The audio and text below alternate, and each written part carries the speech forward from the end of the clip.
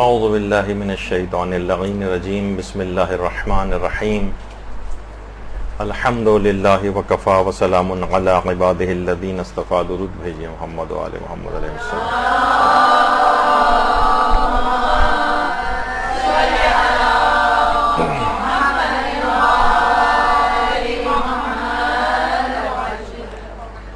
فقہ عزاداری کے سلسلے میں ہر سال اس موضوع کچھ نئے موضوعات پر ہماری گفتگو ہوتی ہے. رسومات عزاداری آج کل ایک بہت حساس موضوع بن گیا ہے، اور جس موضوع پر آج ہم گفتگو کریں گے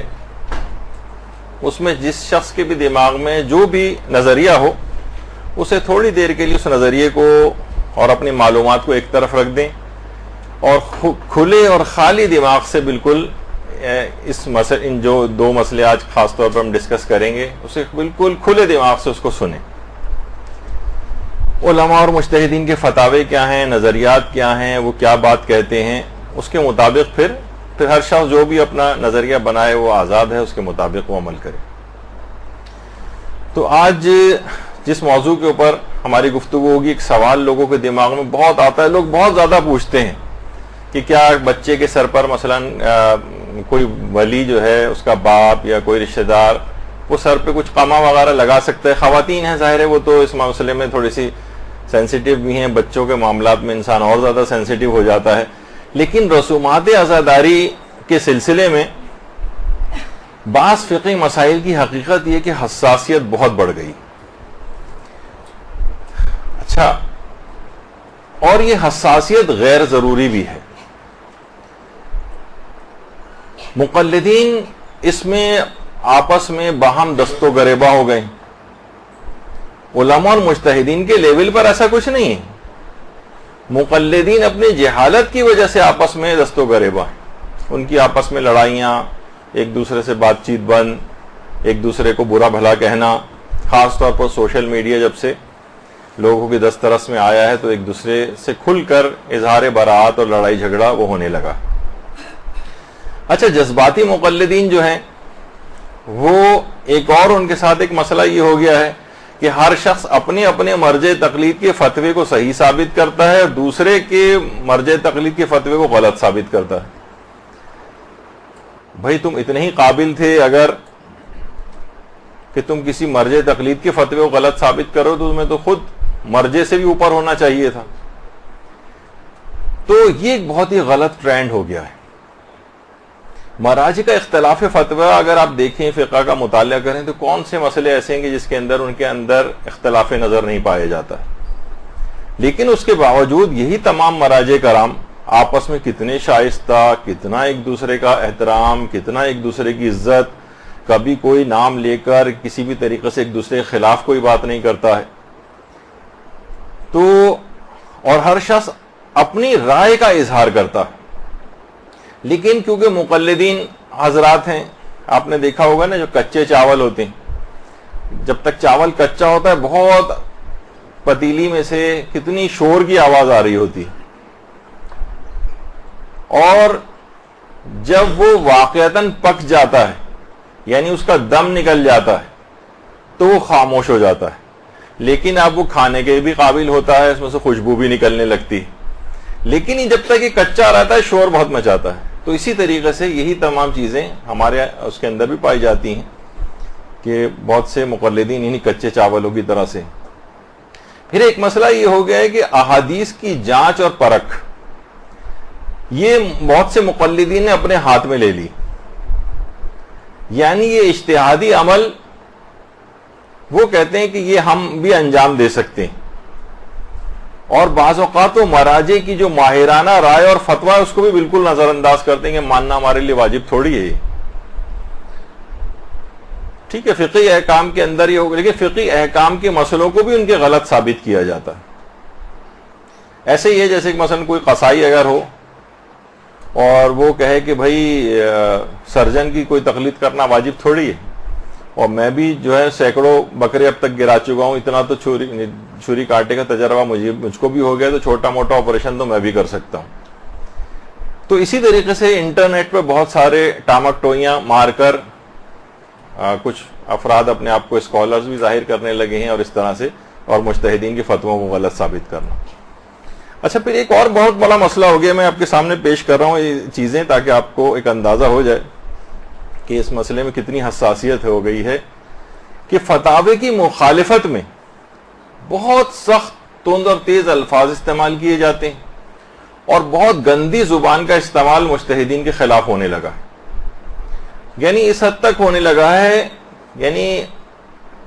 کہ اب باقاعدہ مثلا رہبر معظم کے کچھ فتاوے ابھی آئے ٹیسٹ ٹیوب وغیرہ کے سلسلے میں تھے تو پہلے سے, لیکن اس کو باقاعدہ اچھالا جانے لگا. اب یعنی جاہل افراد اگر اس طرح سے کسی چیز کو اچھالیں, بتائیے دیکھیے کہ یہ کتنا غلط مسئلہ ہے اور کتنا یہ حرام چیز ہے. استغفر اللہ اور توبہ توبہ. اور بہت سے کچھ چینل ایسے ہیں جو کھولے گئے ہیں اور پاکستان سے باہر چلتے ہیں, اس میں باقاعدہ ان کے فتوے کو غلط ثابت کرنے کے لیے جو اب وہ افراد کے جو تقلید وغیرہ کے بھی خلاف ہیں ان کو بٹھا کر ان کے فتووں کے اوپر اعتراضات اور گندے الفاظ ان کے لیے کہے جا رہے ہیں. تو یہ تمام چیزیں دیکھیے کیا ہیں, چاہے اب رہبر کے فتوے کے اوپر یہ والی چیزیں اعتراضات ہوں جو اور یا دیگر علماء اور مراجع اور مجتہدین کے فتاوے پر, تقریباً دونوں ایک ہی طرح کی بات ہو جاتی ہیں. تو یہ ایک بہت ہونے لگا, اور بعض مراسم کے لیے بہت ہی ہارش اور سخت الفاظ استعمال کرنا کہ جناب یہ تو وحشیانہ پن ہے اور یہ جو جنگلی پن ہے اور یہ ظلم اور بربریت ہے اور یہ تو داعشیت ہے اور یہ کون سا اسلام ہے اور یہ کون سی شیعت ہے. اس طرح سے کر کے بہت ساری چیزوں کو پیش کیا جاتا ہے, جبکہ ایک بڑی تعداد مجتہدین کے فتووں کے مطابق وہ چیز ہوتی. تو انسان ہر کوئی اپنے مرجع تقلید کے فتوے کے مطابق عمل کرے اور دوسرے کے اوپر طعن و تشنیع نہ کرے. اس سے ہمیشہ خلفشار پیدا ہوگا, اس سے ہمیشہ اختلاف پیدا ہوگا, جھگڑے پیدا ہوں گے, آپس کے تعلقات خراب ہوں گے. مجتہدین جو عوام شیعہ ہے ان کا آپس میں اتحاد جو ہے وہ ختم ہوگا, مومنین باہم دست و غریباں آپس کے اندر ہوں گے اور فائدہ دشمن کو ہوگا. تو دونوں طرف سے دیکھیے کچھ افراط اور تفرید, اور زیادہ تر میں نے یہ دیکھا کہ فتاوی مجتہدین سے لا علمی جس کی بنا پر یہ چیز ہوتی. مثلا اس کے اندر سے ایک یہ بھی آتا ہے, نابالغ بچہ مثلا اگر خود زنجیر یا قمع لگائے. اچھا میں اتنا تھوڑا سا بتا دوں, آپ میں سے اکثر خواتین نہیں ہیں, پچھلے سالوں میں شاید 2 سال پہلے زنجیر اور قمع زنی کے مسئلے میں جو مجتہدین کے فتاوے جو تھے وہ ہم نے سارے پیش کیے تھے یہاں پر, اور تقریباً وہ 5.5 گھنٹے کا درس تھا. اس میں تفصیل کے ساتھ اس کو بیان کر دیا, تو وہ تو ہم دوبارہ نہیں لا رہے. اس میں یہ والا پوائنٹ کی تفصیل نہیں آ سکی تھی کیونکہ پہلے ہی اتنا زیادہ ہو گیا تھا کہ کیا بچے, یعنی یہ فقہی حکم ہے نا, بہت سے لوگ ابھی بھی کہتے ہیں کہ کیا ہم بچے کے سر پہ قمع لگائیں. بہت سے لوگ نظر بھی مانتے ہیں اس کی کہ میرے ہاں بچہ پیدا اگر ہوگا تو میں اس کے سر پہ جو ہے مثلا قمع لگاؤں گا, یا عورتیں بھی بعض اوقات یہ نظر مانتی ہیں. تو اس کا فقہی حکم کیا ہے؟ تو اب ایک فقہی حکم کے طور پر سنیں, آپ کے سامنے فتوے بیان ہوں گے, پھر جو جس کا مقلد ہے اس کے مطابق عمل کرے. اچھا ایک تو یہ تھا ابھی کہ ممیز بچہ جو ہے خود زنجیر یا قمع لگائے. نابالغ ممیز یعنی سمجھدار جو ہوتا ہے 13 سال کا 14 سال کا یا بھی 15 سال مکمل نہیں ہوئے ہیں کہ وہ بالغ ہو, تو وہ اگر کر رہا ہے تو دیکھیے اس کے اوپر تو کوئی تکلیف شرعی نہیں ہے. یہ تو سب مجتہدین, یعنی اگر وہ کوئی اس پہ کوئی شرعی حکم آتا نہیں ہے. نابالغ اگر کوئی, کیا آپ یہ کہیں گے نابالغ کے لیے کام کرنا حرام ہے؟ نابالغ کے لیے حرام اور واجب کوئی چیز نہیں ہے کیونکہ ابھی وہ نابالغ ہے. پھر ایک مسئلہ یہ ہوتا ہے کہ کیا نابالغ اپنے ولی کی اجازت سے قمع زنی کر سکتا ہے, اپنے سر پہ قمع لگا سکتا ہے؟ یا ایک مسئلہ یہ ہوتا ہے کہ کیا ولی اپنے بچے کے سر پہ لگا سکتا ہے؟ یہ ایک مسئلہ لوگ اکثر بہم پوچھتے ہیں. اچھا اس میں دیکھیے ایک بہت بڑا مسئلہ یہ ہے کہ مقلدین کی مراسم عزاداری میں افراط و تفرید ہو گئی. بہت سے مراجع ایسے ہیں, اب اس میں بھی آپ سنیں گی جو پچھلا ہمارا درس تھا اور آج بھی آپ دیکھیں گی کہ مجتہدین میں آپس میں اس سلسلے میں اختلاف فتاوی ہیں. کچھ مجتہدین نے اجازت دی ہے. اچھا اجازت دینے کے معنی یہ نہیں ہوتے کہ اس میں بھی آپ افراط اور تفرید میں چلے جائیں. دیکھیے کچھ مراسم میں اجازتیں ہونا, کچھ اس میں حدود و قیود ہیں, کچھ شرطیں ہیں جن کی پابندی کرنا پڑتی ہے. مثلا اگر کوئی شخص اپنی حفاظت کے لیے ایک پسٹل یا ایک چھوٹی سی ایک گن بھی اپنے ساتھ رکھ سکتا ہے کوئی، لیکن وہی کہہ کے میں اپنی حفاظت کے لیے ایک پورا ٹینک لے کے اگر چل رہا ہوں،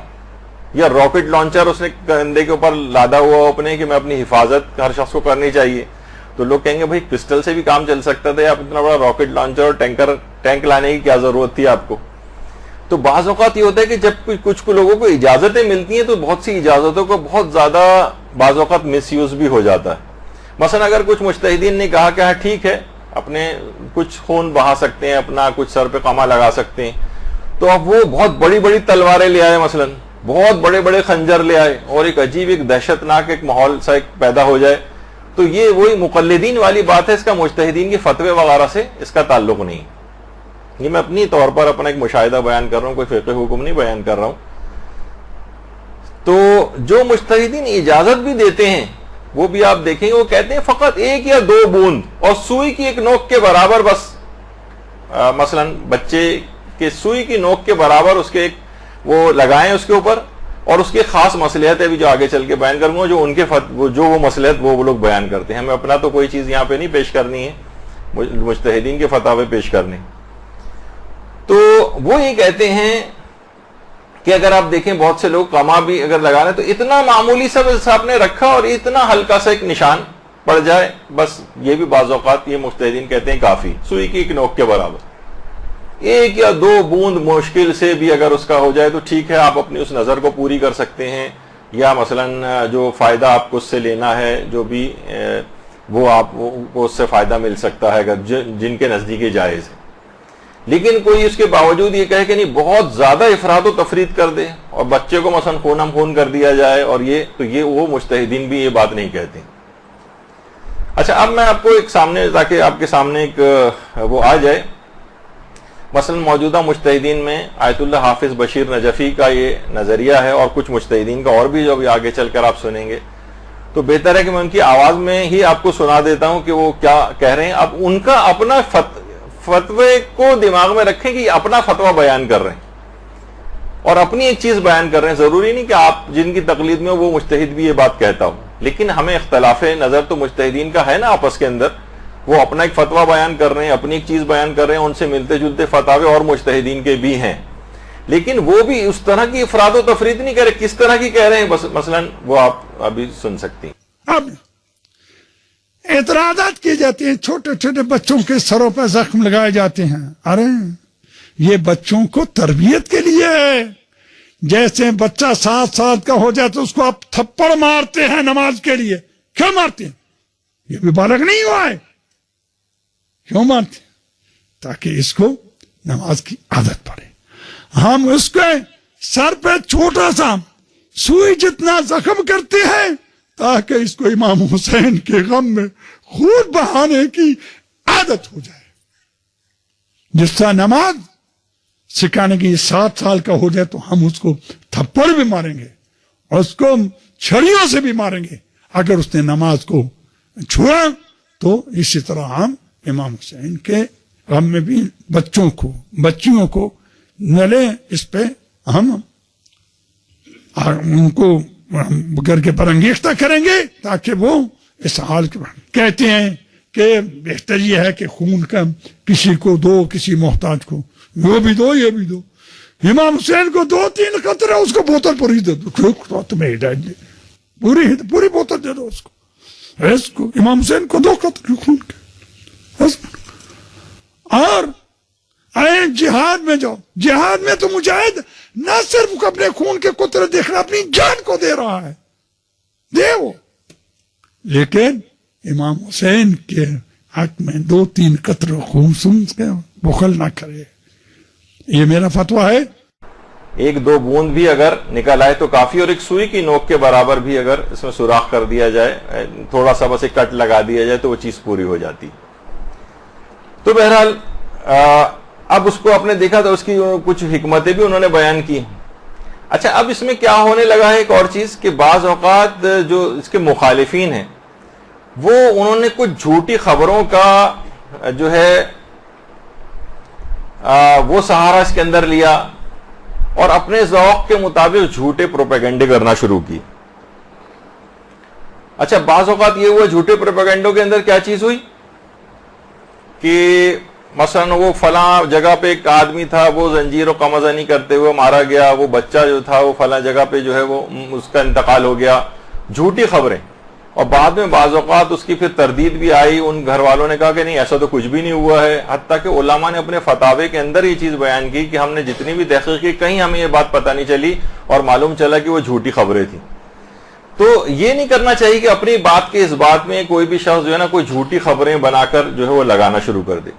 یا بعض اوقات فوٹو شاپ کا استعمال جو ہے وہ اس کے اندر ہونے لگتا ہے کہ کوئی نہیں ہے لیکن زبردستی ایک فوٹو شاپ کے ذریعے مثلا اس کے خون بہتا ہوا دکھا رہے ہیں, یا خون کو بہت برائٹ کر دیا گیا ہے, کسی کم جگہ پہ تھا تو پورے چہرے اور جسم کے اوپر پھیلا دیا تاکہ اس چیز کے متعلق اینٹی بات کہنے میں آسانی ہو. تو بہرحال یہ ایک چیز ہے کہ اس میں جھوٹ اور غلط بیانی یا فوٹو شاپ یا پروپیگنڈا اس طریقے سے کرنا وہ ٹھیک نہیں ہے. دونوں طرف کے لحاظ سے میں بات کر رہا ہوں, جو حمایت میں ہے ان کی ان لوگوں کے لیے بھی, جو اس کی مخالفت میں ہے ان لوگوں کے لیے بھی, کہ جو صحیح اور ویسی بات ہو, مجتہد کا جو فتویٰ ہو اور جو چیز صحیح ہو بس وہ کریں, اس میں کسی جھوٹ اور غلط بیانی وغیرہ کرنے سے انسان ہر صورت میں بچے. دیکھیے آفٹر آل بہرحال یہ ایک جذباتی مسئلہ نہیں ہے, ایک فقہی حکم ہے اور اس کو ہمیشہ فقہی بنیادوں پر ہی سمجھنا چاہیے, فقہی بنیادوں پر. بعض اوقات دیکھیے یہ ہوتا ہے کہ چند افراد کے فعل کو بہانہ بنا کر تمام مراسم اعضاء کے اوپر اعتراض کرنا شروع کر دیا جاتا ہے. مثلا دیکھیے کسی ایک آدمی کا فعل ہے بند کمرے کے اندر, اسے کیا کرتے ہیں آج کل دیکھیے ویڈیوز کو وائرل کرنے کا شوق لوگوں کے دماغ میں آ گیا ہے. کیا کرتے ہیں کہ مثلا کہیں سے بھی ایک آ جاتی کہ جناب فلاں آدمی دیکھیے کمرے کے اندر یہ دو افراد جو ہیں یہ کانٹے زمین پہ بچھائے ہیں اور کانٹوں کے اوپر لوٹ رہے ہیں کہ ہم یہ ماتم کر رہے ہیں. یہ کسی بھی جگہ کسی معاشرے کے اندر کہیں ایک کا دکا کہیں ہو بند کمرے میں تو ایک الگ بات ہے, لیکن کہیں یہ چیز رسم اعضاء کے طور پر نہیں. لیکن کیا اس کو پیش کیا جائے گا اس کے اوپر سوشل میڈیا پہ اور کہا جائے گا دیکھیے یہ خرافات رسومات عزاداری یہ سب رجبی رسومات عزاداری سب بکواس ہیں اور ان پہ کسی پہ عمل نہیں کرنا چاہیے, دیکھیے کیا ہو رہا ہے. اچھا اب آپ کو پتہ نہیں کہ کون بنا رہا ہے, وہ تمام افراد جو بند کمرے میں جنہوں نے بنائی ہے ویڈیو اس کے بعد وہ ریلیز کر رہے ہیں, ان کے مقاصد کیا ہیں, اور سب دھڑا دھڑ ایک دوسرے کو وائرل کرنا شروع ہو جاتے ہیں اور پوری دنیا کے اندر بھی غیروں کے ہتھے وہ لگتی ہیں وہ ویڈیوز, اور وہ آپ کے خلاف مزید پروپیگنڈا کرتے ہیں. آپ یہ سوچ رہے ہوتے ہیں کہ دیکھیے میں تو ہر آدمی کو آگاہ کر رہا ہوں, آگاہ نہیں ہو رہا, وہ ایک چیز شیعت میں پائی نہیں جاتی اور یہ اتہام اور تہمت لگائی جاتی کہ شیعہ یہ والی چیز کر رہے ہیں. تو اس فعل کو بہانہ بنایا جاتا ہے بعض اوقات. مثلا کسی جگہ کہا گیا کہ جناب وہ شیشہ توڑ کے اس کے بچھا کے زمین پر اس کے اوپر لوگ چل رہے ہیں. یہ کسی بھی جگہ کہیں آپ نے ایک آدمی مجھے بتا دیں جس نے کس رسم اعضاء کو کہیں ہوتے دیکھا ہو. یہ باقاعدہ اس طرح کے ویڈیوز خاص طور پر بنوائی جاتی ہیں یا بنائی جاتی ہیں, پھر اس کو وائرل کیا جاتا ہے اور اس کے اندر نادانستہ طور پر بھی کچھ اس طرح کے احمق افراد ہوتے ہیں جو ان چیزوں کو وائرل کرنے میں کام کرتے ہیں, بس ایک دوسرے کو فوراً شوق میں یہاں سے وہاں بھیج رہے ہیں. آپ کو نہیں پتا ایک جھوٹ کو پھیلانے میں آپ خود بھی ایک پارٹ بن رہے ہیں اس کا, جبکہ علماء کتنا زیادہ منع کرتے ہیں کہ اس طرح کی کسی بات کو سوشل میڈیا کے اوپر پھیلایا نہ جائے کہ وہ آپ کے خلاف استعمال ہوگی. اسی طرح سے بعض ذاکرین کے غلط افکار کی ویڈیوز کو وائرل کیا جاتا ہے. دیکھیے یہ بھی بہت غلط ہے. اس سے کیا ہوتا ہے شیعت کا ایک مذاق بن جاتا ہے. ابھی آپ نے دیکھا کہ پچھلے دنوں کچھ ویڈیوز اس طرح کی وائرل ہوئیں تو ایک ایسا مذاق سا بن گیا کہ اس پہ جوکس بننے لگے, اس پہ مذاق بننے لگے, اس کو یعنی عزاداری اور غم امام حسین کم ہو گیا, اور اس طرح کے مذاق اس عزاداری کے مہینے کے اندر وہ لوگوں ایک دوسرے کو کر رہے ہیں, اسی کو ڈسکشن کر رہے ہیں, بجائے کہ آپ غم امام حسین کا تذکرہ کریں, بجائے اس کے ان کی سوگواری کا اس کے اندر اظہار کریں, ان کے غم کو بڑھائیں. اس قسم کی باتوں کو پروموٹ کیا گیا, لوگ ایک دوسرے کو اس کو شیئر کرتے گئے اور اس کا مذاق بنتا گیا شیعت کا. پھر غیروں کو بھی اس سے فائدہ اٹھاتے ہیں, وہ آپ کی چیز اٹھا کے وہ لوگ بھی آپ کا مذاق اڑاتے ہیں. تو یہ بہت ساری اس طرح کی چیزیں ہو گئی ہیں. اچھا دیکھیے علماء اور مراجع منع کرتے ہیں دین کا کام کبھی بھی احمقانہ انداز میں نہیں کرنا چاہیے. مثلا لوگ کہتے ہیں بھائی دیکھیے فلاں آدمی نے ایک کتاب لکھی ہے, فلاں مقرر نے تقریر کی, ہمارے مجتہدین اس کا جواب کیوں نہیں دیتے. یہ بات یاد رکھ لیجئے کہ ان افراد کو جو اس قسم کی باتیں پھیلاتے ہیں, چند ذاکرین کے اندر کچھ ایسے چیزوں کو وہ فروغ دیا جاتا ہے مثلا آپ نے دیکھا ہوگا ابھی ظاہر ہے کہ وہ ایک ویڈیو وائرل ہوئی تھی جس کے اندر مردے کے زندہ ہونے کا تذکرہ تھا، تو اس سے کیا لوگوں نے بہانہ بنایا، یعنی اس کو وائرل کیا گیا اور اس کے بعد پھر کیا ہوا، اس کو جو شیئر کر رہے تھے اور پھیلا رہے تھے، مذاق اڑایا گیا، معجزات کا انکار کیا گیا. یعنی بجائے کہ اگر بات ہوتی تو بھئی یہ فلاں واقعہ اس مخصوص جگہ کے اوپر پیش آیا تھا یا نہیں آیا تھا، یہ سچا ہے یا نہیں، کیا کس بات کی طرف رخ موڑا گیا اس کا. دیکھیں اس کو پہچانیں کہ معجزات سے کیا یہ افراد حضرت عباس یا دیگر افراد مردوں کو زندہ کر سکتے ہیں یا نہیں کر سکتے. تو لوگوں نے اس کا بھی مذاق اڑانا شروع کر دیا، حالانکہ ائمہ معصومین یا جو اس قسم کے برگزیدہ ہستیاں ہوتی ہیں یہ اللہ کی بارگاہ میں دعا کریں تو مردہ بھی زندہ ہو سکتا ہے. لیکن کیا ہے کہ اس کا بھی مذاق اڑا دیا گیا، یعنی معجزات کا انکار ہو گیا. علماء اور مجتہدین نے جو واقعات بیان کیے ہیں جس میں دعا کے اللہ سے دعا کے نتیجے میں مردے زندہ ہوئے، ان سب کا بھی مذاق اڑایا گیا. یعنی ایک تیر سے کتنے سارے ان لوگوں نے شکار کیے. یہ آپ لوگوں نے تو بعض اوقات لوگ کہتے ہیں بھائی مجتہدین کیوں اس کا جواب نہیں دیتے، تو علماء اور مجتہدین یہ فرماتے ہیں کہ اگر ان افراد کے ہم جوابات دیں گے، یقین کیجئے اگر اس قسم کی ویڈیوز کو لوگ وائرل نہ کریں تو کبھی نہیں پھیلیں گی اور وہ ایک کمرے ایک مجلسی کی بات ہو کے ختم ہو جائے گی. لیکن لوگوں نے کیا کیا کہ نہیں، اس کو پھیلاتے گئے اور ایسا لگا کہ جیسے سارے شیعہ جو ہے اسی قسم کی بات کر رہے ہیں. تو اگر اس کا جواب دیں گے تو اور زیادہ شہرت ہوگی اس کی. ایک دفعہ مجھے خود ایک شرف ملا تھا، مرحوم مولانا شیخ علی مدبر نجفی صاحب جو آیت اللہ سیستانی کے آیت اللہ خوئی کے بھی وکیل تھے، اور ایک دفعہ ایک شادی کی تقریب میں میرے پاس ہی بیٹھے ہوئے تھے تو انہوں نے بتانا شروع کیا کہ نجف میں ایک عالم نے ایک کتاب لکھی جس میں تمام مجتہدین کے فتووں کو اور باتوں کو غلط اپنے لحاظ سے اس نے ثابت کیا کہ دیکھیں ان کا یہ مسئلہ غلط، ان کا یہ مسئلہ غلط، فلاں مجتہد کا یہ مسئلہ غلط. وہ کتاب اس نے چھپوا بھی دی، اور نجف ہی میں کہہ رہے ہیں ہم لوگ اس زمانے میں وہاں طالب علم تھے اور اس کی کتاب کو اس وقت وہاں پہ بڑی شہرت ملی اور لوگ تقاضا ہی کر رہے تھے کہ مجتہدین اس کی کتاب کا جواب دیں. مجتہدین نے کہا نہیں، اگر ہم جواب نہیں دیں گے تو یہ کتاب یہیں کی یہیں ختم ہو جائے گی، اور جواب دیں گے تو یہ کتاب ہمیشہ کے لیے زندہ ہو جائے گی، جس کو نہیں بھی پڑھنا ہوگا نا وہ بھی اس کو پڑھے گا. دیکھیے ایک چیز ہوتی ہے شبہ سازی، یعنی ایک خود سے ایک شبہ ایجاد کریں. میں نے ایک زمانے میں بہت ابتدائی طالب علمی کے دور میں ہم لوگ میڈیکل کالج میں ہوتے تھے تو وہاں ایک عالم نے درس دینے شروع کیے، کہا کہ میں ابتدائی 15 یا 20 درس ان دلائل کے دوں گا جس میں یہ ثابت کروں گا کہ خدا نہیں ہے، اور پھر ان تمام 21ویں درس سے ہم شروع کریں گے کہ خدا ہے، ثابت کریں گے کہ وہ باتیں غلط تھیں.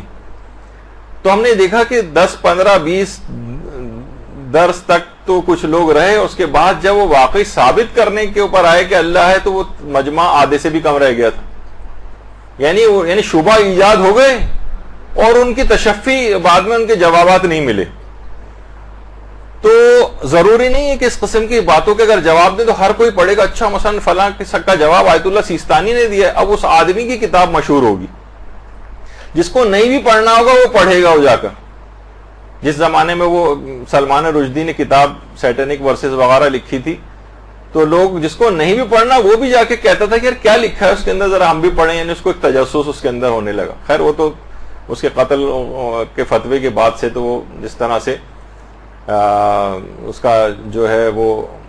انجام لوگوں کے سامنے رہا، کس طرح سے وہ بچتا بچاتا پھرتا ہے اور پوری دنیا اور آخرت دونوں اس کی تباہ و برباد ہوئی اپنی جگہ. تو شیخ علی مدبر کہنے لگے کہ ہم لوگ مجتہدین سے کہتے تھے، مجتہدین کہتے تھے نہیں اس کی کوئی جواب دینے کی ضرورت نہیں. پھر ہم نے واقعی دیکھا کہ چند سالوں کے اندر اس کی کتاب کو لوگ بھول گئے، اس آدمی کو بھی بھول گئے، کتاب وہ شخص سب نسین منسیہ ہو گئے. تو یہی والی چیز ہمارے ساتھ بھی ہے کہ ہم ایسے افراد کو، ایسی باتوں کو اگنور کریں، اس کو پھیلائیں نہیں، اس کو وائرل نہیں کریں.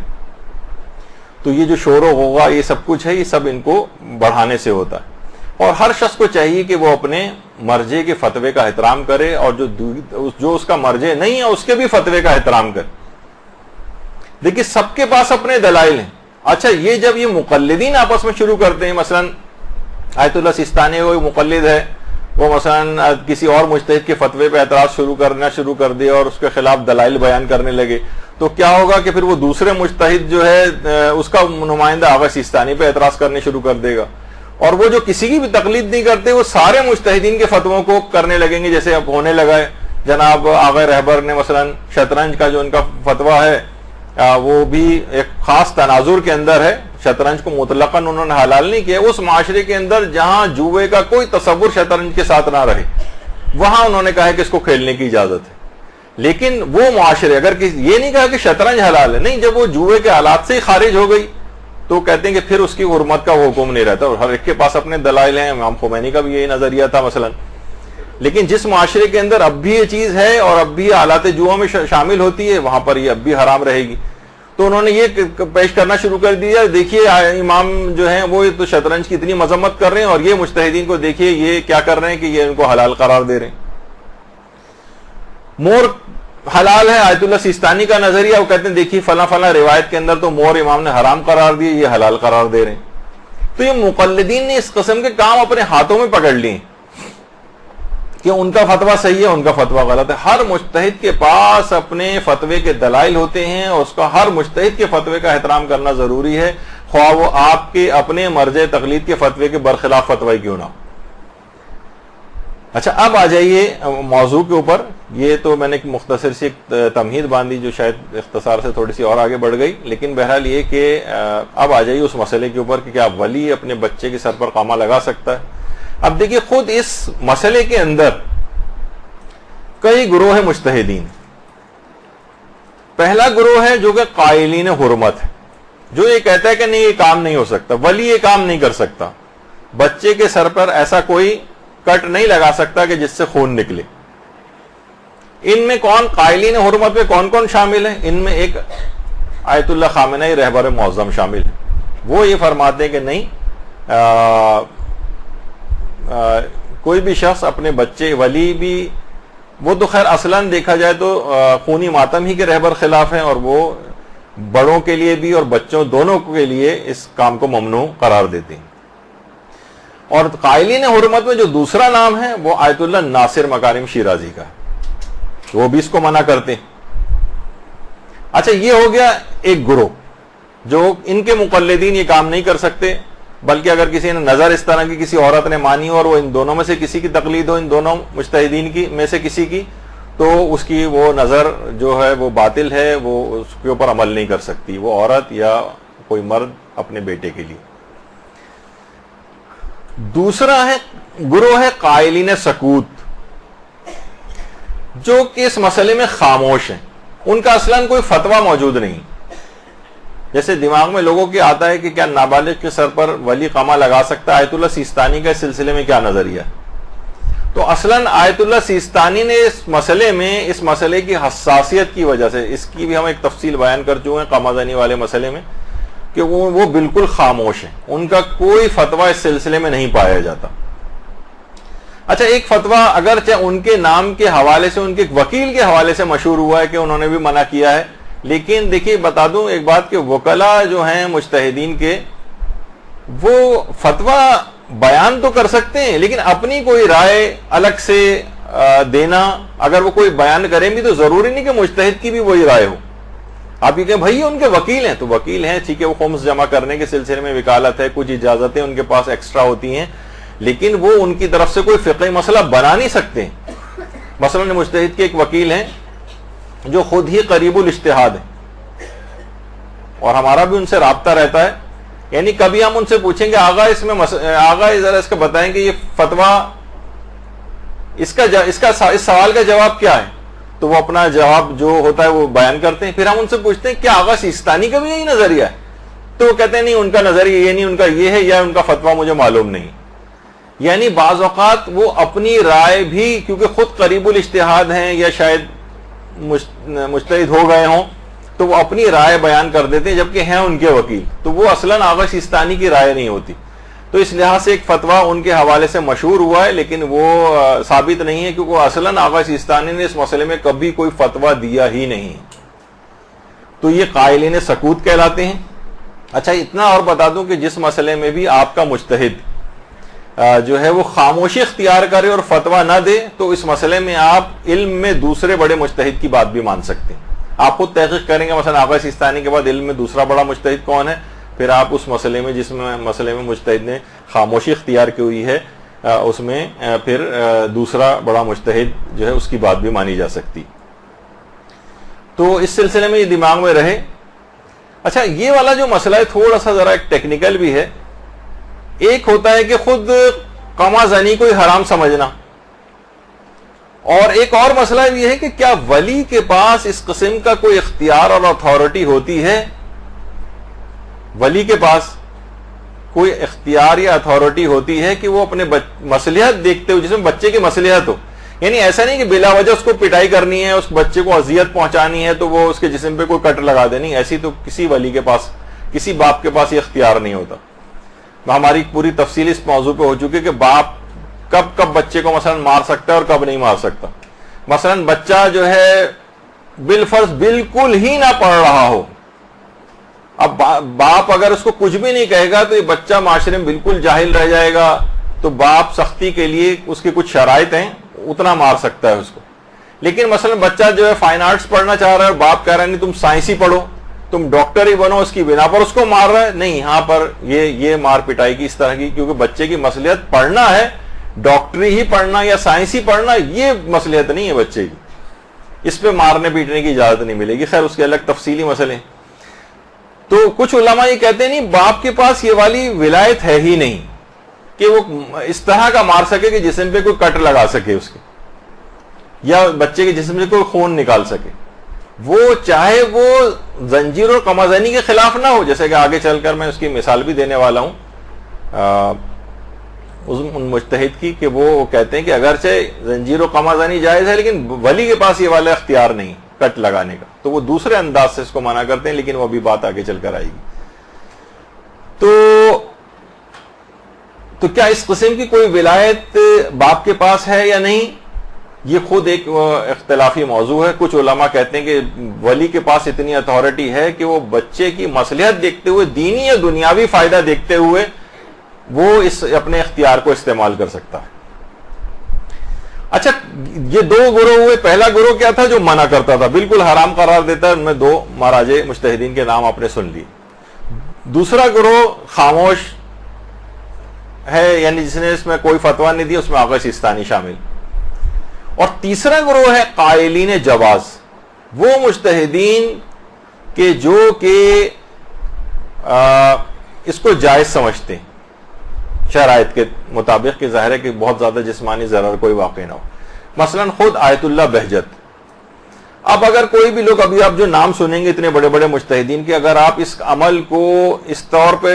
اس کو وائرل کریں گے کہ دیکھیے کیا وحشیت, کیا بربریت, کیا فلاں چیز, یہ سب کچھ ہو رہی ہے اور یہ کس قسم کے غلط فتوے دیے جا رہے ہیں, تو گویا آپ اب آیت اللہ بہجت کے بھی خلاف آپ اب ان تمام, میں سیریز پیش کر رہا ہوں آپ کے سامنے تاکہ ایک دوسرا رخ بھی آپ کے سامنے آ جائے کہ جب آپ اس قسم کی زبان استعمال کرتے ہیں تو اس کی زد میں کتنے مقدس مجتہدین اور علماء آ جاتے ہیں.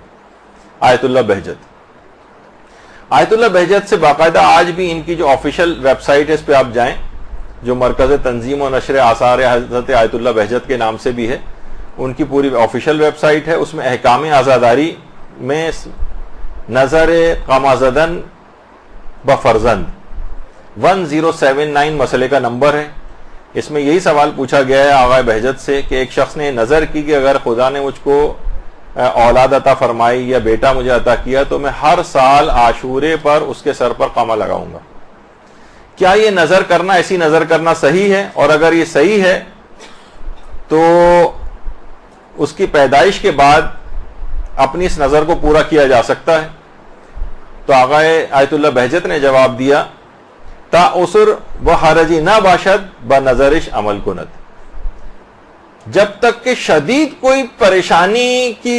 بات نہ آ جائے, یعنی کوئی شدید مشکل و پریشانی, حرج جسے کہتے ہیں ناقابل تحمل کوئی ایسی بات آ جائے, ایسی اگر کوئی بات نہ ہو تو اس نظر پر عمل کرنا ضروری. مثلا بہت سے پری میچور بچے پیدا ہوتے ہیں, بہت سے ایسے ہوتے ہیں کہ جناب کوئی انفیکشن ان کو نہ ہو جائے, کٹ لگے گا, ہو سکتا ہے کوئی انفیکشن وغیرہ ہو جائے, تو اس موقع پر اس نظر کو پورا نہ کیا جائے گا. لیکن اگر ایسا کوئی مسئلہ مشکل والا نہیں ہے تو اس نظر پر عمل کرنا ضروری. اور علماء یہاں یہ بات بھی فرماتے ہیں کہ اس کا مطلب ہے کہ آیت اللہ بہجت قمع زنی کو بھی جائز سمجھتے تھے, کیونکہ نظر صرف اسی کام کی ہو سکتی ہے کہ جو کہ جائز ہو, بلکہ اسے راجع بھی ہونا چاہیے، یعنی شرعی لحاظ سے اس میں کوئی رجحان شرعی پایا جانا چاہیے۔ اس کا مطلب ہے کہ آیت اللہ بہجت اس بات کے بھی قائل تھے، آیت اللہ بہجت دینی اور دنیاوی مصلحت اگر بچے کی اگر ہے تو اس لحاظ سے اس ولایت کے بھی قائل تھے کہ ولی کو اتنا جسمانی اس کو مثلا کوئی کٹ لگانا ہے، اس کی بھی اجازت مل سکتی ہے اگر بچے کی اس کے اندر کوئی مصلحت پائی جا رہی، یعنی آغا اس بہجت کے اندر یہ دونوں باتیں تھیں، اس کام کو جائز بھی سمجھتے تھے اور ولی کے لحاظ سے بھی اس ولایت کے قائل تھے کہ وہ یہ بچے کے جسم پر قامزنی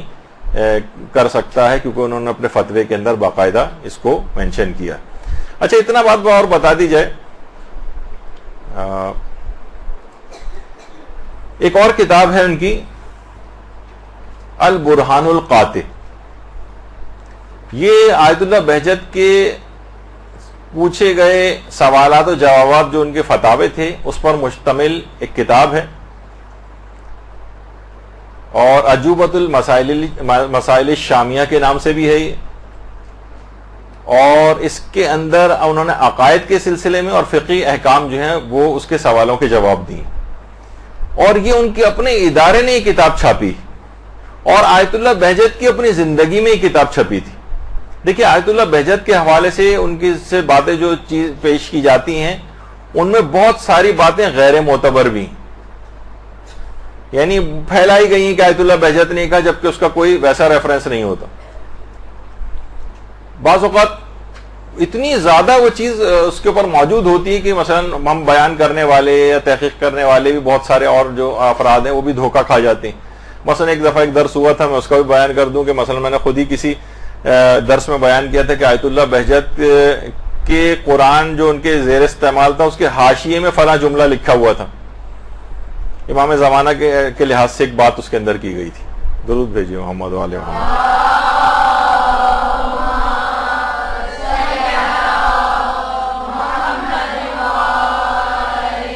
اب وہ اتنا زیادہ انٹرنیٹ کے اوپر وہ بات ہے کہ آیت اللہ بہجت نے وہ جملہ لکھا ہے، تو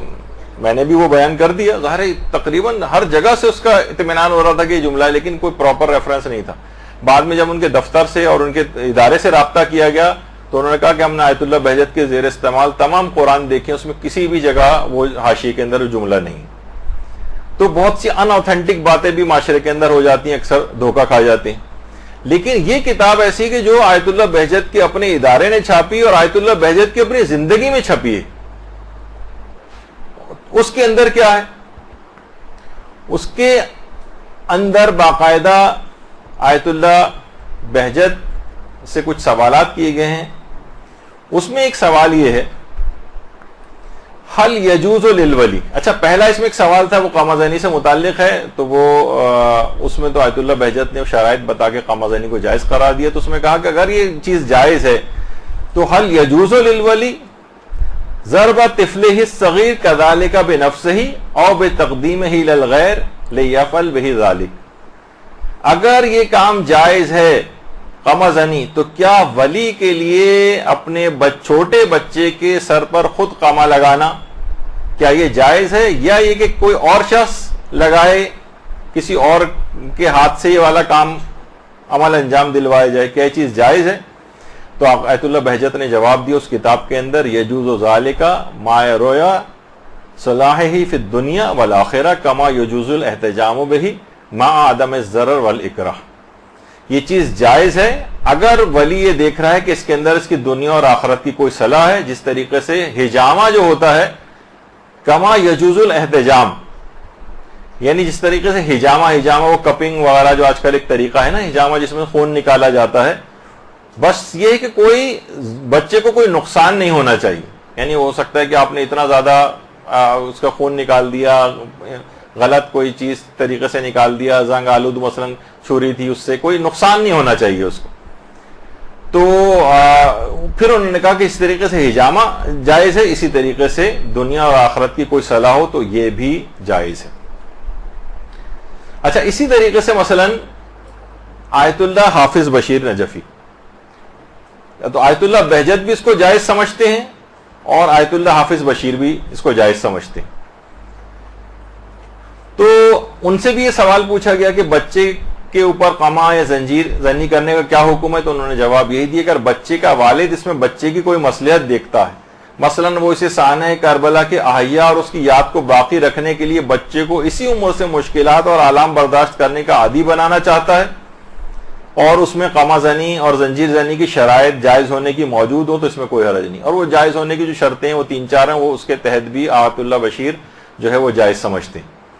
تو انہوں نے کہا کہ اگر کوئی مصلحت وہ اس میں دیکھتا ہے کہ بچے کو ابھی سے مشکلات کا عادی بنایا جا سکے، تو اس لحاظ سے آیت اللہ بشیر نجفی بچے کے اوپر ولی کی اس ولایت کے بھی قائل ہیں، جیسے آیت اللہ بہجت قائل تھے، اسی طریقے سے حافظ بشیر نجفی بھی قائل ہیں۔ جس زمانے میں چند سال پہلے حافظ بشیر صاحب کا ایک انٹرویو ٹائپ کا آیا تھا جس میں انہوں نے جائز قرار دیا تھا، تو بہت سارے اہل علم افراد نے بھی ان پر یہ اعتراض کیا کہ یہ تو بالکل نئی بات لے کے آئے ہیں، ولی کے پاس تو یہ والا اختیار اور اتھارٹی ہوتا ہی نہیں کہ بچے کے جسم پہ کوئی کٹ لگا سکے، جبکہ ان کی نگاہ میں شاید دیگر مراجع کے فتاوے نہیں تھے، کتنی بڑی تعداد علماء کی ہے، ایک خاص تعداد کے جو کہ اس کام کو جائز سمجھتی ہے اور ولی کے پاس اس اتھارٹی کی قائل ہے۔ تو بہرحال انہوں نے، اور وہ کہتے ہیں زیادہ نہیں، صرف ایک انہوں نے اپنے وہ تقریر آپ اگر ان کی سنیں تو اس کے اندر ہے کہ ایک سوئی کی نوک کے برابر آپ اس کو بس ایک کٹ لگائیں، 1-2 بوند بھی نکل آئے تو کافی ہے کہ بچہ، تاکہ دیکھیے بہت سی چیزیں ہمارے ہاں ذرا بہت سینسیٹیو بھی ہیں، جیسے میں نے ایک دفعہ کہا بھی تھا کہ ایکیوپنکچر کا جو ایک طریقہ علاج ہے ہمارے ہاں، تو کتنا لوگ اس سے ڈرتے ہیں کہ جسم میں اتنی ساری سوئیاں لگی ہوئی ہیں، ایک سوئی سے بچہ، سب سے زیادہ بچہ کو جو ڈرایا جاتا ہے دیکھیے تو وہ اللہ بابے سے ڈرایا جاتا ہے یا ڈاکٹر صاحب سے ڈرایا جاتا ہے۔ ہمارے پاس بھی کبھی کوئی رشتہ دار بچے وغیرہ لے کے آتے ہیں تو وہ شرارت کر رہا ہوتا ہے تو کہیں گے خبردار خاموش ہو جاؤ نا ڈاکٹر صاحب ابھی انجیکشن لگا دیں گے آپ، یعنی اس کو انجیکشن سے اتنا خوف دلایا گیا ہے کہ وہ ڈاکٹر کی شکل دیکھتے ہی بعض اوقات ہم حیران ہوں گے، بچے تو آپ کہیں پہ بھی لے جائیں، لیکن بعض اوقات کلینک میں آتے ہی بچہ ڈاکٹر کی شکل دیکھتے ہی ایسا رونے لگتا ہے کہ جیسے پتہ نہیں کیا ہو گیا اس کے ساتھ، اتنا ڈرایا گیا اس کو۔ تو بعض اوقات معمولی سا 1-2 ڈراپ بھی نکل آئے ہمارے ہاں تو اس کو بہت خطرناک چیز سمجھا جاتا ہے،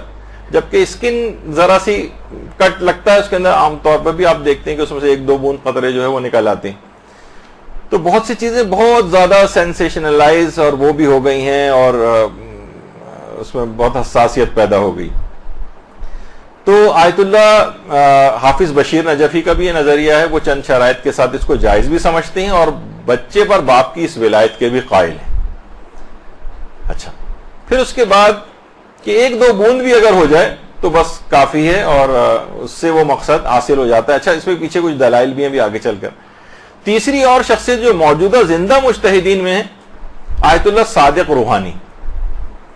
آیت اللہ صادق روحانی نے اپنی کتاب جو قربان الشہادہ،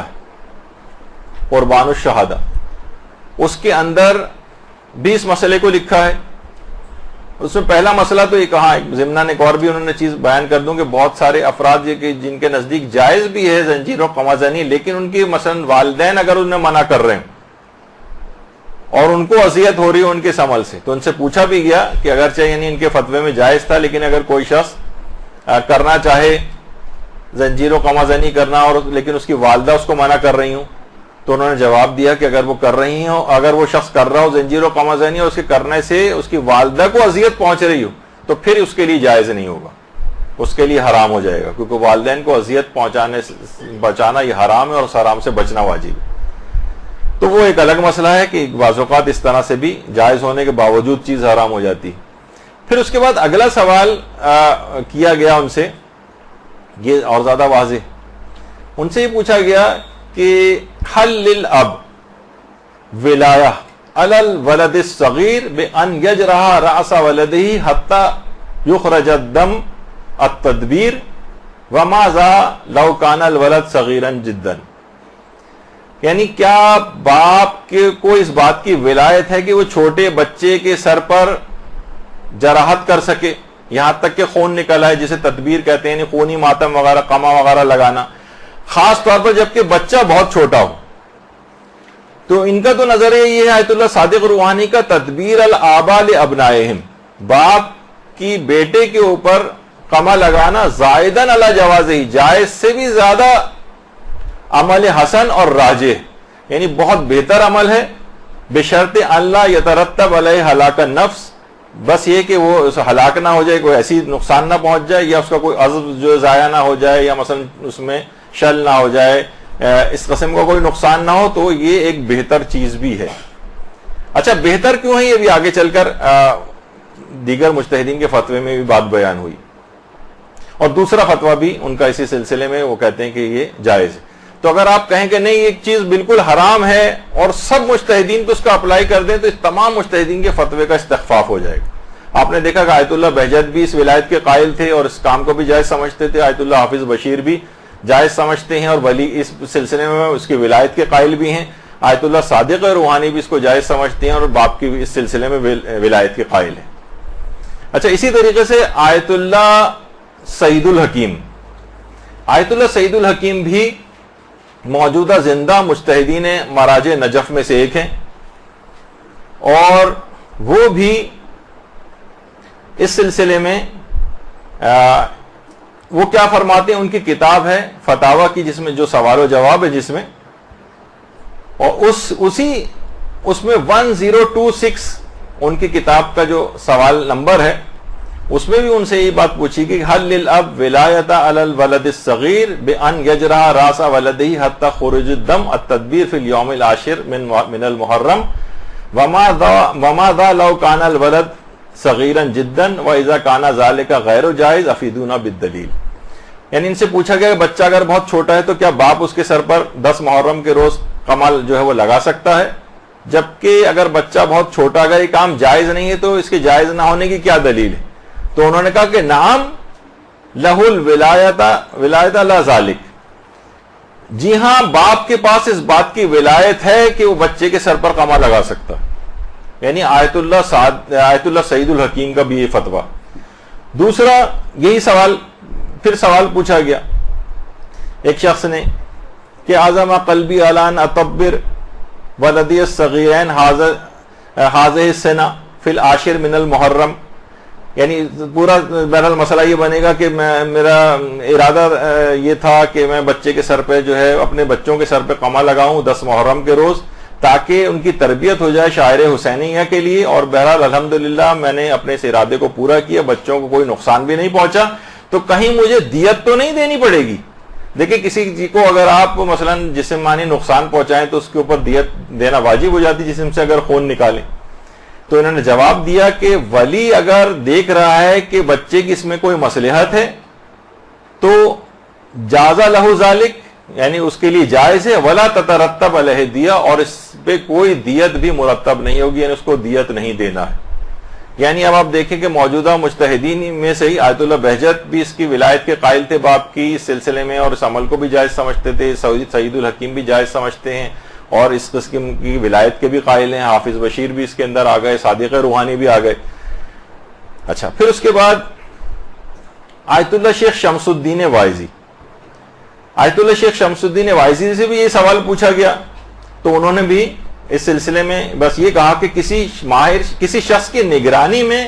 بچے سے قمع زنی کروائی جا سکتی بشرط سے کوئی نقصان نہ پہنچے، اور وہ نگران بھی اس کام کے لیے ولی سے اجازت لے۔ اس کا مطلب ولی کے پاس ان کے فتوے میں بھی اس بات کی یعنی اس بات کی انہوں نے فتویٰ دیا ہے کہ ولی کے پاس یہ والی اتھارٹی بھی ہے کہ وہ بچے کے سر پر قمع لگا سکتا۔ اچھا اب یہ دیکھیے سب آپ نے کھلے دل کے ساتھ بس علماء اور مجتہدین کے فتاوے سنے، تاکہ آپ کبھی بھی، میں یہ چاہ رہا ہوں کہ کبھی بھی دوسرے ہمارے مجتہد کے خلاف بھی کیوں نہ ہو، تب بھی ہم اس کے فتوے کا احترام کریں کہ نہیں ایک مجتہد اور مرجع کا فتویٰ ہے، ہم اس کے خلاف زبان استعمال کریں گے، اس کو برا بھلا کہیں گے تو مجتہدین کے فتاووں کا استخفاف ہوگا، یعنی ان کے معاشرے کے اندر وقت اور ویلیو گر جائے گی، حتیٰ کہ ہمارے اپنے مجتہد کی ویلیو گر جائے گی جن کا ہم دفاع کر رہے ہیں۔ تو نتیجہ کیا ہوگا کہ لوگوں میں آپس میں وہ ہوگا، آپ ان کے مجتہد کو برا کہیں گے، وہ پلٹ کے آپ کے مجتہد کو برا کہے گا اور آپس میں اختلاف اور انتشار ہوگا۔ تو آیت اللہ شمس الدین وائزی بھی یہ کہتے ہیں۔ اچھا اسی طریقے سے آیت اللہ شیخ محمد سند، یہ بھی زندہ مجتہدین میں سے، باقاعدہ ان کے انٹرنیٹ پہ کتنے درس خارج وغیرہ بھی ہوتے ہیں، ان سے بھی یہ والا سوال پوچھا گیا کہ کیا باپ جو ہے وہ قمع زنی کر سکتا ہے چھوٹے بچے پر، اور خاص طور پہ جو بچہ ہے بالکل دودھ پیتا بچہ ہو اگر، تو کیا باپ کے پاس اس قسم کی کوئی ولایت ہوتی ہے؟ تو انہوں نے کہا کہ روایات کے اندر حجامہ کا استحباب نص کے ذریعے ثابت ہے، یعنی بالکل صحیح اور معتبر روایتیں حجامہ کی. حجامہ یعنی جسم سے خون نکالنا، فاسد خون وغیرہ نکالنا. وہ کہہ رہے ہیں اس کا ہم کئی مرتبہ اس سلسلے میں فتاوے بھی دے چکے ہیں. اچھا دیکھیے حجامے کا ایک چیز اور اب آپ کو بتا دی جائے کہ حجامہ آپ کو پتا ہے کہ آج کل کپنگ وغیرہ ایک طریقہ علاج بہت مشہور ہوا ہے، آج کل جگہ جگہ اس کے کلینکس بھی کھلنے لگے ہیں، لیکن یہ تو بہت پرانا ایک اس زمانے میں، اب تو خیر ذرا انسٹرومنٹ ذرا ماڈرن ٹائپ کے ہو گئے ہیں. پہلے تو جونکوں کے ذریعے حجامہ ہوتا تھا، لیچس لگواتے تھے جسم پر. خود روایت میں کہ ہمارے چھٹے امام جونکے جو ہے وہ لگوایا کرتے تھے.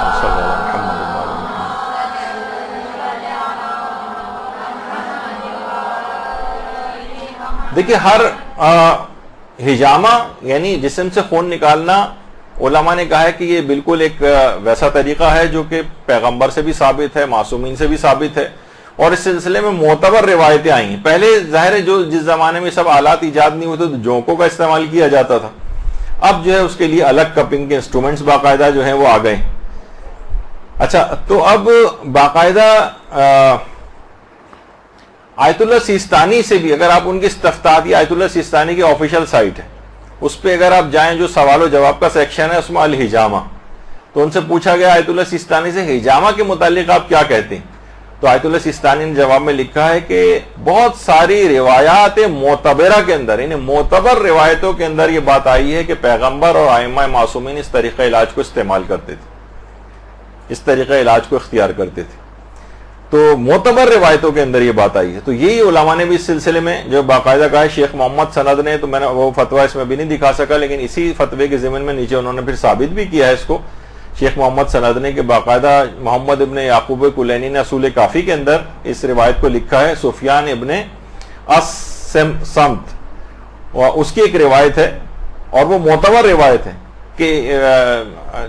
جو ہمارے چھٹے امام امام جعفر صادق علیہ الصلوۃ والسلام نے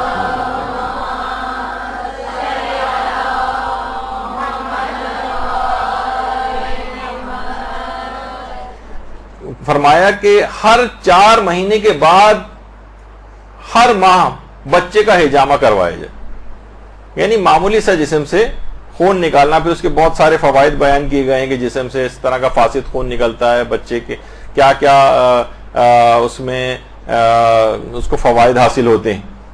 شیخ صدوق نے ملا یحذر الفقی میں تو بہت سے علماء نے حجامہ سے دلیل بنائی ہے اس کو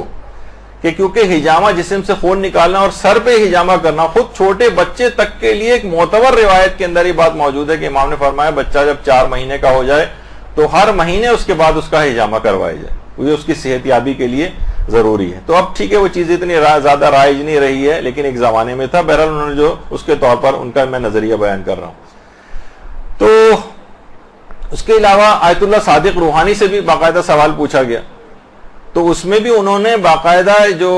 اس کو حجامے کی قسم قرار دیا ہے تدبیر کو. یعنی جو خونی ماتم ہوتا ہے، کہتے ہیں کہ اس سے مثلا اس نیت سے بھی اگر کوئی شخص کرے کہ میرے جسم سے فاسد خون نکل جائیں، اس کے فوائد حاصل ہوتے ہیں. تو میں ان علماء کے نظریات آپ کے سامنے سب پیش کرتا جا رہا ہوں کہ یہ اس طرح سے اس کے پیچھے علمی بنیادیں اور روایات ہیں کہ جس پہ انہوں نے یہ فتاوے دی ہیں. اچھا اسی طرح سے باقاعدہ علماء سے پوچھا گیا کہ کیا باقاعدہ یہ جو تدبیر ہے حجامہ مستحبہ کی اس کے اندر شمار ہوتی ہے؟ تو انہوں نے جواب دی کہ جی ہاں شمار ہوتی. اچھا اب دیکھیے اگر آپ کہیں کسی بھی چیز کو فوٹو شاپ کے ذریعے اگر آپ کو بہت خطرناک کوئی چیز ثابت کرنی ہے، مثلا آج سے 50-60 نوجوان اس کام پہ لگا دیے جائیں کہ بچوں کے جو کان چھیدے جاتے ہیں، اور اس وقت جب کان چھیدے جا رہے ہوتے ہیں ان لڑکیوں کے تو اس وقت جو ان کی شکلوں کی کیفیت ہوتی ہے، جو خون ٹپک رہا ہوتا ہے یا مثلا کوئی بھی اس طرح سے چیزیں، تو کتنی ان کو تکلیف ہو رہی ہوتی ہے، بچوں کے اوپر کتنا ظلم کیا جا رہا ہے. کوئی کان چھیدنے کو اس طرح سے ضروری تو نہیں ہے، کوئی اور طریقے کا کوئی یہ نہیں کہ یعنی کان باقاعدہ اس انداز سے کہ جس کے اندر بندہ ڈالنا ویسے الگ سے ضروری ہو، کوئی اس طرح کی تبلیغ کرنا شروع کر دے. ویسے اتنا اور بتا دوں کہ بچے کی پیدائش کے جو مستحبات ہیں اس میں ایک ہے کان میں سوراخ کرنا، بلکہ دونوں کانوں میں سوراخ کرنا، دائیں کان میں نیچے کی طرف لو میں اور بائیں کان میں اوپر والی جو حصہ کان کا ہوتا ہے وہاں پر سوراخ کرنا. کتنے علماء نے مثلا اس چیز کو لکھا. لیکن اگر اس کو فوٹو شاپ کر کے ان کے تاثرات وغیرہ لے کے بچوں کے مثلاً کہ جناب ان کو کتنی تکلیف ہو رہی ہے، آپ خواتین تمام اس مرحلے سے بچپن میں گزری ہوں گی، تو کیوں بچوں کے اوپر اتنا ظلم کیا جائے اور ایک پوری مہم بنائی جائے، تو اس سلسلے میں بڑی تبلیغ ہو سکتی ہے، اور ایک اس میں فوٹو شاپ کا اور اضافہ کر دیا جائے تو خون میں لت پت چیزیں بھی جو ہیں وہ بہت برائٹ کر کے دکھائی جا سکتی ہیں. حتیٰ کہ بچوں کی جو ہجامہ اور کپنگ آج کل ہو رہی ہے بچوں کی، اچھا میں اتنا اور بتا دوں، ابھی علماء کے فتوے بھی آئیں گے. ہجامہ کے لیے آپ کہیں گے یہ تو بیماریوں کے علاج کے لیے ضروری ہوتا ہے، جیسے سرجری کے اندر بھی خون نکلتا ہے. نہیں، ہجامہ میں بیماری بھی ہونا ضروری نہیں، صرف یہ کہ صحت مند رہنے کے لیے بھی انسان ہجامہ بہت رائج ہے. یعنی آدمی صحت مند رہے، جسم سے اس کے فاسد خون نکلتا رہے، تو بچوں کے لیے بھی اس لحاظ سے یعنی کوئی بیماری نہیں ہے. لیکن مثلا لوگ بچوں کا اب اس کو اگر کوئی کہے کہ جناب دیکھیں بچوں کو اتنا خون نکالا جا رہا ہے، بچوں کو کتنی تکلیف جو ہے اس سلسلے میں ہو رہی ہوگی، اور ایک خوفناک اور دہشتناک ایک فضا اس کے اندر پیدا کی جائے، تو یہ بھی ایک حرام چیز ہو جائے گی. جبکہ روایات معتبرہ کے اندر اس طریقہ کار کو معصومین کے استعمال کرنے کا طریقہ کار جو ہے وہ بیان ہوا ہے. تو بہرحال اب دیکھیے یہاں پر پھر وہی بات ہو جائے گی کہ جو قائلین حرمت ہیں وہ تو آپ نے دیکھ لیا کہ رہبر اور ان کے اور آیت اللہ ناصر مکارم و مقلدین وہ اپنے بچوں کو نہ اس کی اجازت دے سکتے ہیں، نہ خود کام یہ والا کر سکتے ہیں. لیکن اس کے بعد اتنی بڑی تعداد ایسی ہے علماء کی جس میں آیت اللہ بہجت ہیں، مثلا آیت اللہ صادق روحانی ہیں، اور آیت اللہ سعید الحکیم ہیں، اور آیت اللہ حافظ بشیر نجفی ہیں، اور اس کے علاوہ آیت اللہ جمیل حمود عاملی. انہوں نے تو باقاعدہ اس میں پورا اس میں روایات بھی لکھی ہیں ہجامہ کے سلسلے میں کہ تدبیر کا الحجامہ، یہ ہجامہ ہی کی ایک قسم ہے، اور اس میں پیغمبر اور حتیٰ کہ چھوٹے بچوں تک کے ہجامے کے لیے جو روایات آئی ہیں، اور اس میں انہوں نے یہ بھی کہا ہے کہ ضروری نہیں کہ بچہ جو ہے بیماری ہو، بلکہ صحت مند شخص کے لیے، چھوٹا بڑا عورت مرد سب کے لیے اس کے اندر اس کی جو معتبر روایتیں آئی ہیں اس کا استحباب ثابت. اس طرح آیت اللہ شیخ شمس الدین واعظی ان کا بھی یہی فتویٰ ہے. اس کے علاوہ آیت اللہ شیخ محمد سند کا بھی یہی فتویٰ ہے. تو آپ نے دیکھا کتنے مقدس علماء اور بزرگ علماء اس میں شامل ہیں. تو اس میں آپ اگر ایک اس طرح کی اس میں حساسیت پیدا کریں اور اس کو وحشیت اور بربریت اور فلاں اور پتہ نہیں کیا کیا اس کے اندر قرار دے دیں، اور ان تمام علماء کے فتووں کا جو مذاق اڑانا شروع کر دیں، تو ایک شیعت کے اندر خلفشار اور انتشار برپا ہو جائے گا. آپ کہیں ٹھیک ہے ان کا نظریہ، ان کے مقلدین چاہیں تو اس کے اوپر عمل کریں، لیکن ہم جو ہے گندی زبان استعمال کر کے اور علماء اور مراجع کے خلاف، ان کے فتاوی کے خلاف استعمال کرنا یہ بالکل جائز نہیں. جس طریقے سے رہبر کا اگر کوئی کے خلاف کوئی وہ کرے کہ ان کا یہ فتویٰ غلط ہے، جیسے کہ بہت سے ٹی وی چینل ایسا کر رہے ہیں، ان کا فتویٰ دکھاتے ہیں، امام خمینی کا فتویٰ کل ہی دیکھا کہ امام خمینی کی تحریر الوسیلہ سے ایک مسئلہ نکال کر باقاعدہ اس کو جو ہے پھیلایا جا رہا تھا کہ دیکھیے کتنا خلاف اسلام مسئلہ انہوں نے معاذ اللہ یہ بیان کیا. تو یہ لوگوں کے ہاتھوں میں ایک عجیب کھلونا جو ہے وہ اس کو بنایا جا رہا ہے. اس کو آپ سمجھیے کہ کسی بھی مجتہد کی توہین وغیرہ کرنا پھر یہ دوسروں کو موقع مہیا کرے گا کہ وہ آپ کے مجتہد کو بھی برا بھلا کہنے لگے. اچھا، اتنا جو لوگ اس کو انجام دیتے ہیں وہ کہتے ہیں کہ ہم اس کی اس یاد کے طور پر بھی مواسات کے عنوان سے یہ کام کرتے ہیں کہ وہ ششمہا جو شہید ہو گیا تھا اس کی شہادت اور مظلومیت کا پوری دنیا کو پتہ چلے کہ اس نے کس طریقے سے زخمی ہو کر امام کے ہاتھوں میں دم توڑا تھا. تو ہم چھوٹے بچوں کو جو قمع لگاتے ہیں کہ اب کچھ خون نکالتے ہیں تو ایک مواسات اور ہمدردی کے جذبات کا ایک اظہار ہوتا ہے. یہ خود ایک الگ ایک ٹاپک ہے کہ مواسات کے اندر یہ چیزیں شمار ہوتی ہیں. یہ ہم خود وہ قمازنی والے لیکچر میں تفصیل سے ڈسکس کر چکے ہیں. اچھا، بہت سے علماء اور مراجع ایسے ہیں، بہت سے تو نہیں، جس میں چند ایک ہیں، جیسے آیت اللہ اسحاق فیاض. آیت اللہ اسحاق فیاض اگرچہ قمازنی کو جائز سمجھتے ہیں، لیکن کہتے ہیں کہ نہیں، باپ کے پاس یہ والی ولایت نہیں ہے کہ بچے کو کوئی کٹ لگا سکے. یعنی وہ مسئلہ ایک الگ ہے اور یہ والا مسئلہ ایک بالکل الگ ہے. جب بھی میں نے کہا کہ اس میں دو مسئلے الگ الگ ہو جاتے ہیں، تو وہ کہتے ہیں کہ نہیں، باپ کے پاس اصلاً یہ ولایت نہیں ہے قمازانی اور اس سے ہٹ کر، ورنہ کوئی شخص خود کرنا چاہے تو وہ کہتے ہیں کہ جائز ہے. بلکہ ان کا جو فتویٰ ہے وہ تو یہ کہتے ہیں کہ التدبیر حزناً و جزاءً علی الحسین جائز و امر محبوب. یعنی وہ کہتے ہیں کہ ایک چیز جائز بھی ہے اور بہتر چیز بھی ہے، شرط صرف یہ ہے کہ اللہ یکون فیہ ضرر معتد بہ، سوائے کہ کوئی شدید نقصان نہ پہنچے اس سے. تو وہ اگرچہ اس کے جائز اور پسندیدہ ہونے کے بھی قائل ہیں، لیکن کہتے ہیں کہ ولی اپنے بچے کے سر پر قامہ نہیں لگا سکتا. آیت اللہ اسحاق فیاض. تو بہرحال یہ دو الگ مسئلے، ان کو آپس میں بعض اوقات ملا دیا جاتا ہے. تو یہ ایک دماغ میں یہ چیز رہنی چاہیے. کہ اس سلسلے میں علماء کے فتاوے الگ ہیں. اب جو رہبر کی اور آیت اللہ ناصر مکارم شیرازی کی تقلید میں ہو وہ اس کام سے باز رہیں اور نہ کریں اس کو. دیگر مجتہدین کے مقلدین اگر کرنا چاہیں وہ کر سکتے ہیں. آیت اللہ سیستانی کے مقلدین کیونکہ ان کا فتویٰ موجود نہیں، یا تو وہ احتیاط کریں اس کام کو نہ کریں، یا اس مسئلے میں دوسرے بڑے مجتہد کی بات تحقیق کر کے دیکھیں کہ وہ کیا کہتا ہے. وہ اگر اجازت دیتا ہو تو کر سکتے ہیں، اجازت نہیں دیتا تو نہیں کر سکتے. یہ بس اس کا ایک حل ہے. لیکن مراجع کے فتاوے کا پوسٹ مارٹم کرنا اور جاہل افراد جو ہے فٹ بال کی طرح سے مراجع کے فتاوے اور ان سے کھیلیں اور ہر شخص کو زبان درازی کرنے کا حق جو ہے وہ اس کے اوپر مل جائے، یہ اس بات کی اجازت اسلام نہیں دیتا. جس کو اتنا شوق ہو وہ ایسا کرے کہ وہ اجتہاد تک پہنچے اور اپنی رائے کو دلائل کے ساتھ درس خارج میں جو اس کا فورم ہے اصل جگہ وہاں پر بیان کرے. لیکن فیس بک کی تھڑوں کے اوپر بیٹھ کر اور جاہل افراد کے درمیان بیٹھ کر اپنی اسکالری بگھارنا یہ نقصان کا سودا ہے. اس کے سوا اس میں کوئی چیز بھی نہیں ہے. اور کسی بھی شخص کو اس بات کی اجازت نہیں کہ غیر مجتہد کو کہ وہ مراجع کے فتووں کا اس طرح سے فتووں کا مذاق اڑائے، استہزاء کرے ان کے ساتھ. تو بہرحال حقیقتاً وہ جو ملتا ہے کہ جاہل اگر خاموش رہتا تو اختلاف ختم ہو جاتا. یہ سارا اختلاف ہے صرف جاہلوں میں، ورنہ علماء اور مجتہدین کے تو فتوے کتابوں میں انہوں نے دیے ہوئے ہیں اور آپس میں ایک دوسرے سے انتہائی عزت و احترام کے ساتھ اپنی رائے بیان کر دی. یہ سارا بگاڑ اور جو خلاف ورزی ہے یہ مقلدین کے اندر پائی جاتی ہے، جن کو اپنی اصلاح کرنے کی ضرورت ہے.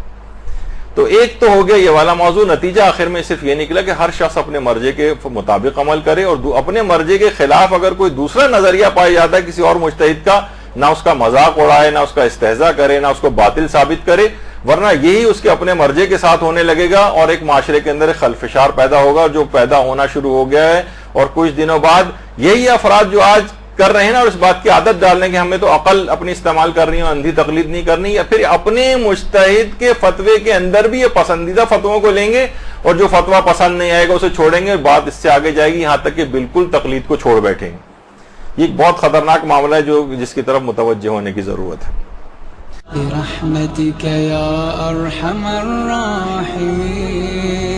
وصلى الله على محمد وآله الطاهرين.